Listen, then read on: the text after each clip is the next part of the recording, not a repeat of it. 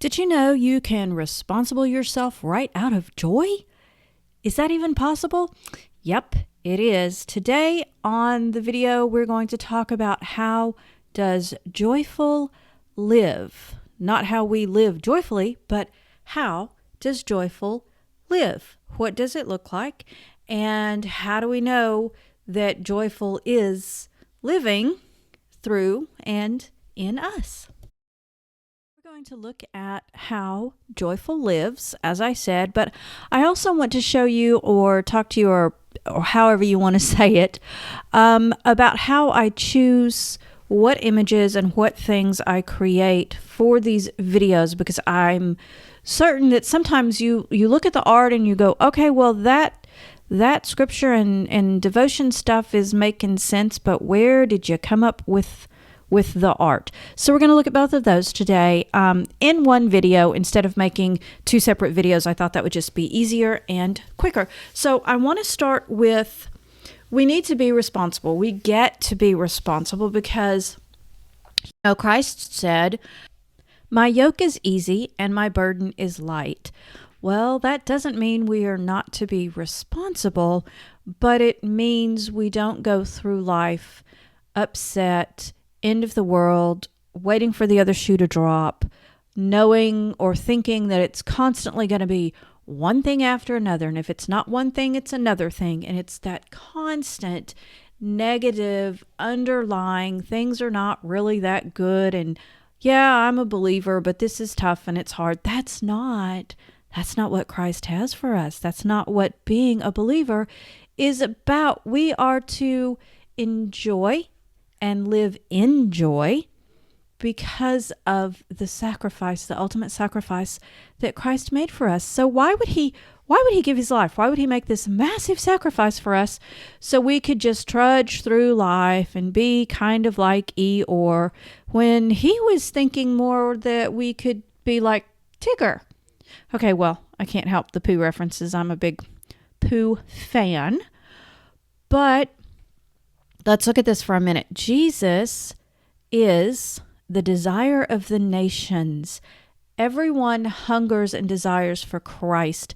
They don't know it. They think it's, well, I need to buy one more thing, or I need a bigger house, or I need a different relationship, or, fill in the blank here. We've got if I just had this, I would be happy. The bottom line is what we want, what we desire is Christ. And part of that desire for Christ is this joy that he has. And it's this massive amount of, like I said last week, he was given and is the most joyful person that ever lived. Literally. And this is what we see. This is why all through Scripture, people are attracted to him. People follow him. People want to be near him because he was joy personified, and he was how joyful lives. Do you remember that book a few years ago? The author was Marie Kondo, and she was all about decluttering your life and taking things out of it that don't spark joy. Isn't that an interesting way of looking at things? As if you can hold something, and if it doesn't make your heart sing and it doesn't spark joy, then you should get rid of it. Okay, I'm kind of all for that. But then I do have to look at it and go, well, one day something might spark joy and the next day it might not spark joy. And so that's not actually a good barometer for me to decide to get rid of things. I mean, I'm all for decluttering, but that's an interesting way of looking at it. And then there's an artist, her name is Lilla Rogers. That was hard to say. And one of the things that she's known for saying is that as an artist or a creator, if you want to sell your work, put your art, put your creations out there, what she is known for saying is people buy your joy. So if you have something that is joyful, if your joy shines through your clothing line or your artwork or your design skills or even your cooking, if your joy is shining through that, people want it. They are desiring it. And pretty much We want it and we want to hold it and we want to keep it and we want to experience this joy because we want to understand how joyful lives. And I can tell you right now, the focus of our culture is fear and pain and lack. It's not joy. It's rarely joy. And if you're wanting to see how joyful lives, there's a good chance you may not find it on Instagram or Pinterest or Facebook, depending on what you're looking at. You may not be finding joy. You may be finding lots of fear and stress and, things like that.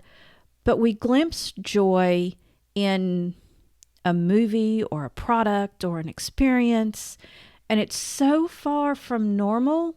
Joyful is so far from normal today.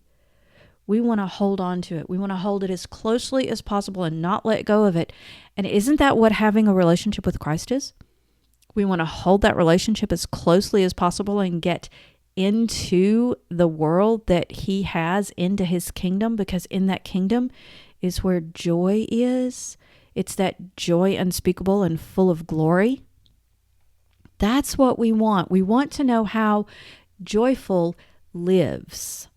This is what we're going for. This is what we're thinking about every morning when you get up, depending on how you're waking up. Are you waking up, yes, let's go, this day is going to be great? Or are you dragging out of bed going, okay, what do I have to do today? And what can I not do today and get away with? And please don't feel guilty about this. It is tough. I'm right there with you. It is super tough to be living, and I have to say, honestly, if we were to be completely honest, it's no more difficult now than it was 20 years ago, 50 years ago, 100 years ago, 200 years ago, because technology has changed, our lives have changed, we have all of these creature comforts to make life easier. Don't we still have massive levels of stress and fear, no matter how many creature comforts we have? That doesn't sound like how joyful would live, does it? So it sounds like all of the things that are external are not necessarily the things that are joyful living. There are so many scriptures about joy, New Testament, Old Testament, all over the place. While I'm looking through and pulling these scriptures in and checking them out, and they're absolutely amazing. And one of them is Proverbs 15:23, and it says, "A man has joy by the answer of his mouth." Isn't that interesting? A man has joy by the answer of his mouth. And isn't that exactly what it says also, that life and death is in the power of the tongue? Wow. So if we're not having joy, if we're not understanding how joyful lives, is it because what we're saying is not in line with what Christ has for us? Because we're so busy maybe looking at the difficult and we're being realistic. I mean, let's be realistic here. But what if we're not realistic? What if we decide to be unrealistic? What if we decide to live from the kingdom right now? And we make our vocabulary and our sentences and the things that we say, what if we catch them before they come out of our mouth and we decide, is this how joyful lives or is this how fear lives? Is this a kingdom statement? Is this Christ talking through me? Or is this fear talking through me? Because I can tell you, when you seek first the kingdom, you're not seeking and living in our cultural, stressful responsibilities. We're not living in stress and anxiety. Cortisol is not the thing raging through our bodies. Peace is raging through our bodies, and that's probably not the right way to say it because I don't think peace rages, but maybe it's partying. Let's say peace is partying through our body. I like that better. So if joyful lives from the kingdom, and okay, well, in the kingdom there is no time, there's no pain, there's no aging, there's no death, There's no stress, there's no anxiety. That would mean that joyful lives young and strong and exuberant. And it's the answer to youth and health. Joyful lives youthfully and with great health. It lives, that verse that you're going to mount up on wings of eagles?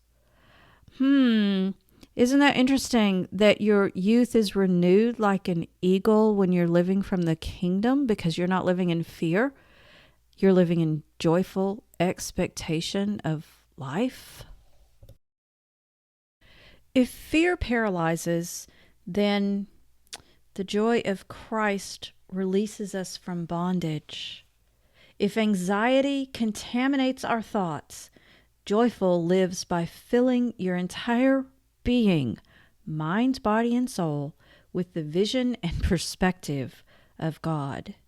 If stress suffocates and strangles your future, joyful lives stubbornly, tenaciously in hope and future that God has promised, which is Jeremiah 29:11. Because you see, God is hope and joy and love, and He lives joyfully. He is only perfect love and has given us joy unspeakable on every level. Joyful lives with Christ. And when we have Christ, when we have this relationship with Christ, we have joyful living and showing us how to live. Every time I do a devotional, I'm not necessarily, obviously, looking at what the words of the scripture or the devotion are. I'm thinking much more broadly. And with Joyful Lives, what I kept thinking about is how joyful flowers are. I mean, to me, they are the most joyful. Well, other than like miniature baby goats and miniature baby cows frolicking and being cute. But I mean, like last week's video was a cow. Speaking of last week's moveless joy, I have absolutely no shame in creating these videos and the art not being on point, not being perfect, because my goal here is not to have perfectly beautiful gallery-worthy pictures in a journal. My goal is to show you art is personal. It is what you're doing, and not every piece of art you create is going to be absolutely fabulous, but every piece of art you create when you're doing a devotional is a conversation with God. And that is what counts. It's not how perfect the art is. So as I'm saying, I will put up pictures like the one that I've done today. It is not perfect. The one I did last week, it is not perfect. There are so many things that I'm like, well, that didn't look quite the way I saw it in my head. That's okay. This is a process. This is learning who God is. And at the same time, this is learning my relationship and showing you how I'm learning my relationship with God and Christ, and showing you these are tools, these are art supplies, and I'm practicing as I'm going. You're just getting to watch me practice and kind of make a mess sometimes. And sometimes it turns out good, sometimes it doesn't. But all of that to say, when I was thinking about what I was going to create today for how joyful lives, I kept thinking about flowers, because they are, as I said, the most joyful thing to me. And I kept thinking joyful lives by stacking joy on top of joy, on top of joy, on top of joy. And it doesn't stop. And I kept thinking, how can I stack flowers? And then I saw this beautiful macrame piece, Pinterest, Instagram, somewhere, I don't know. And I thought, oh my goodness, that's exactly what I'm sensing. I'm seeing this stack of flowers, one on top of the other, and it's a macrame piece. It's a wall hanging, and all of the fringe that hangs down reminds me and makes me think about all of the joy that's stacked on top of each other, also trickles down and flows out from us, because Scripture says from us flows rivers of life. And that is exactly what I'm thinking about when I'm creating this piece of art for this video. It's the idea that the fringe at the bottom of the macrame is the rivers of life, rivers of joy flowing out of us.